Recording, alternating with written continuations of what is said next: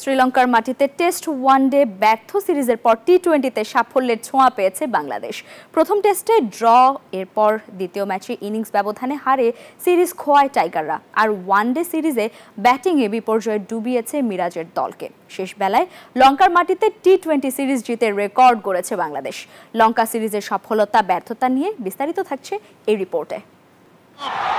শেষ ভালো যার সব ভালো তার। বর্তমান বাংলাদেশ দলের ক্ষেত্রেও এটিই ঘটেছে।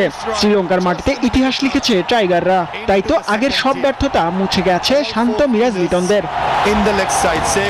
গেল মাসেই শ্রীলঙ্কায় উড়াল দেয় বাংলাদেশ, 2টি টেস্ট এবং 3টি করে ওয়ানডে ও টি-20 সিরিজ খেলতে।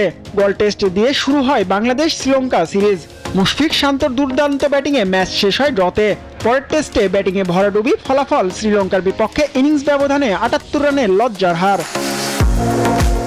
টেস্টের ব্যর্থতা ভুলে মেহেদী মিরাজের পূর্ণকালীন নেতৃত্বে ওয়ানডেতে মাঠে নামে বাংলাদেশ। কিন্তু স্বাগতিকদের দেওয়া 245 রানের টার্গেট পেরোতে পারেনি টাইগাররা।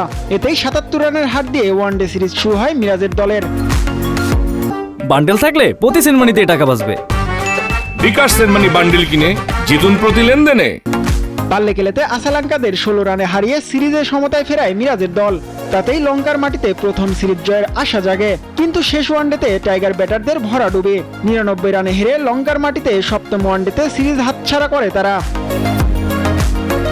ওয়ানডে সিরিজে সর্বোচ্চ রান সংগ্রাহকের তালিকায় দাপট লঙ্কানদের। এই লিস্টে চতুর্থ নম্বরে এসে রয়েছেন পারভেজ হোসেন ইমন, 3 ম্যাচে 108 রান নিয়ে।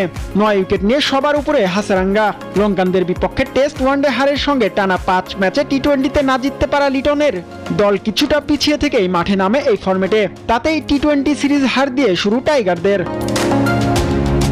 ঘুরে দাঁড়ানোর ম্যাচে লঙ্কানদের পাত্তাই দেয়নি টাইগাররা। 83 রানের বিশাল ব্যবধানে জয় তুলে নিয়ে আত্মবিশ্বাস বাড়ায় বাংলাদেশ। সেই রসদেই শেষ ম্যাচে 8 উইকেটের জয়ে প্রথমবারের মতো লঙ্কার মাটিতে সিরিজ জয়ের রেকর্ড করে টাইগাররা। লঙ্কার মাটিতে টি-20 সিরিজ জয়ের সুখস্মৃতি নিয়ে 20 জুলাই থেকে মিরপুরে পাকিস্তান বধে নামবে টাইগাররা। জিহাদ আল হাসান, নিউজ 24।